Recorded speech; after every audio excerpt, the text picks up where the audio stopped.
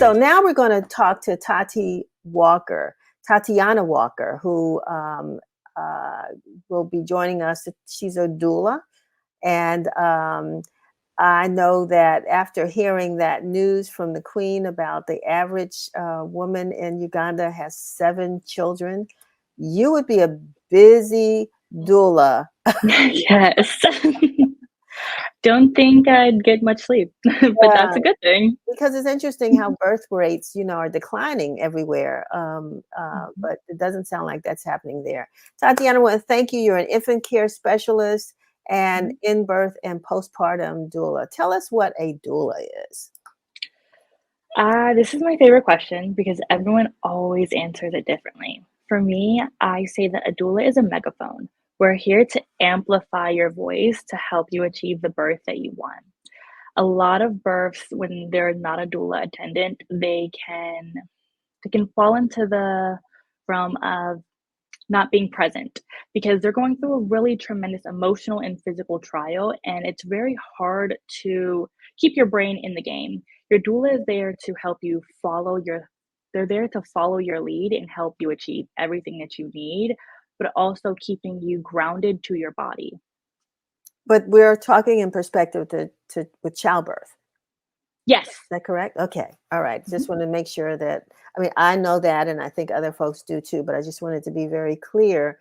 And then I thought maybe the role of the doula ended once the child, once the delivery has happened. But I noticed, your um, process also involves postpartum um, Yes. birth. So talk about that. I mean, why is that so important to have someone that's still kind of helping you through that end of birth process, childbirth process? So a lot of the times when people are leaving the hospital, they're very underprepared for what it's like to be with a new newborn. You're gonna lose the most sleep of your life ever when you have a new baby in the house. So the postpartum doula is there to help you start a new routine, whether that be a sleep routine or a schedule for breastfeeding. They're there to teach you different techniques for how to breastfeed. They're there to help you with laundry sometimes, or meal prepping, or even just sometimes mental health check ins, because a lot of the times we're not realizing that mothers and even fathers are having postpartum depression until it's to a point of, I don't want to say too late, but to a point where it's risking their health and the child's health at times. You mentioned fathers. How? I mean, that's the first. This is the first for me. Postpartum depression, or that fathers may experience. What does that look Mhm. like? It presents similarly to the mother. It can be having a trouble connecting with their child. It can be feeling like they have regrets sometimes, regretting going through with this. They were very excited in the beginning and now they feel like they have failed. Sometimes they're very anxious about being alone with their child because they're scared that they're not going to do something right. And so in turn, mom gets a lot of the pressure and she's forced to take on majority of the role of caretaker because he is very overwhelmed with the idea of messing up and being a failure. And it can be often overlooked because it's just seen as laziness sometimes, or not caring, or not wanting to help. But in reality, he's struggling too. Wow, it's interesting, and it's always the angst or joke that some mothers have. They're the Mhm. caretakers and the father's the babysitter. As Yeah, if, there's some it's strange person out there that's taking care of their own child. So, yeah. Language is a big deal in this in the parenting role, like, even, like, when talking to your own child, I had to, like, come to that realization as an adult myself, just not everything is meant to be hurtful, but there was definitely a better way we could have said something. you're doing something called the fourth trimester postnatal retreat. What is that? Yes, so our founder, Megan, she is a licensed healthcare professional. She had a very trying labor with her daughter and a very harsh postpartum period. And so, as we know, the mortality rates with women have just been steadily increasing. In 2019, it was only 20.1. And in 2021, only 2 years later, it was 32.9% of 1,000, oh gosh, 100,000, I'm so sorry, 100,000 live births. And I think she finally just said enough was enough, and she wanted to find a way that she could help women from conception all the way through however many years they need. As I like to say, it's 4T for life. We're here for you from the moment you conceive until whenever you need us, whether that be childcare at home with your 4-year-old, helping you get a sleep schedule started, helping you find a mental health therapist and teaching you how to breastfeed, helping your parents adjust to, grandparenthood, because that can be a big adjustment for most. They have a parent who is overbearing and making it harder for them to learn how to be a parent. And so we offer classes that just show you so many things and so many ways to be your best possible self for your family and for your child. I hear so many women, I think, who become mothers and say, "Boy, I wish there was a book for this." But now there's a Mhm. person called a doula for this. Yeah. At what point do you bring that person? One, how do you find someone, to be a doula? And at what point during the pregnancy do you, I'll say, invite that person into your life? How does that work? So some people like to use word of mouth to find a doula. Hmm. For us, like you can go on our website at fourthtrimester.com and you can look for a doula. Sometimes it's a simple Google search or going on Instagram. My favorite place is Facebook groups, other Facebook groups asking other moms what they think. But we recommend that you come the moment you find out you're pregnant because nutrition is vital in pregnancy. You want to nourish your body with the proper things so that way you can be not only sound of body, but sound of mind. Because, like I said, nutrition is everything. I don't know, most people don't know this, but having heartburn, if you always lay on your right side, you're increasing the risk of heartburn. Versus if you lay on your left side, you can decrease that.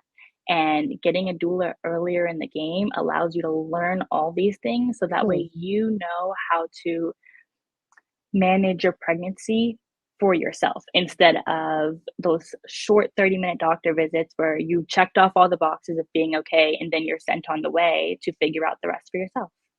Why did you decide to get into this business of becoming a doula?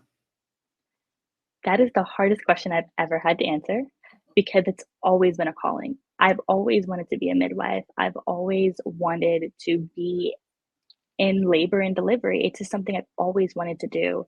And midwifery school is very hard. So I was looking for a medium in between like now and then. And I found out what being a doula was. And a lot of people say becoming a doula before becoming a midwife will make you the best midwife possible for your clients because you learn everything outside of the medical scope.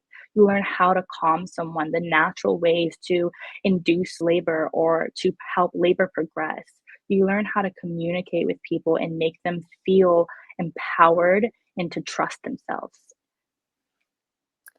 That's a great answer. I mean, and you have accomplished that with me on this show. I am in no way pregnant or having a baby anytime soon, but sometimes doing this show, you feel a little bit nervous. You have calmed Mhm. me.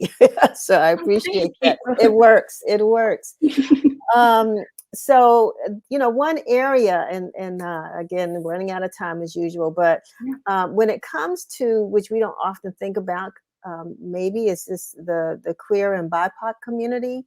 Do Mhm. they present some, I don't know, if issues or work on your part that might be different than others? How do you work with that community? For me, I feel that it is very important to teach the queer and BIPOC community how to speak up for themselves. Mm. Because as a Black woman yourself, sometimes, people deem you speaking up for yourself as you being rude or being outgoing and not in a good way. And so a lot of the times I'm having to explain to my clients that you are allowed to say no. No doctor, no person can force you to do anything you are not comfortable with. If someone is using language that makes you uncomfortable, it is perfectly okay to walk away. You are not obligated to stay around. And at fourth trimester, we have mental health therapists that are trained in these departments to help you through these progress, to help you train your mind to being okay with setting a boundary and saying enough is enough and that you do deserve more than what that person is giving you. Wow, that's great. That's wonderful. I mean, because there is bias and discrimination in just about every aspect of life that we live in. And so it's good to Yeah. have a doula that's equipped to, help walk people through that path.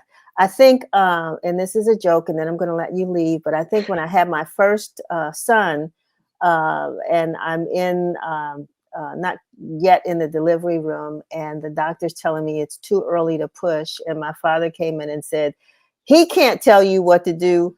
Push him out." I was like, Yeah, "Well, I I would can't whisper that as right." a dual. Yep. I know exactly what you mean.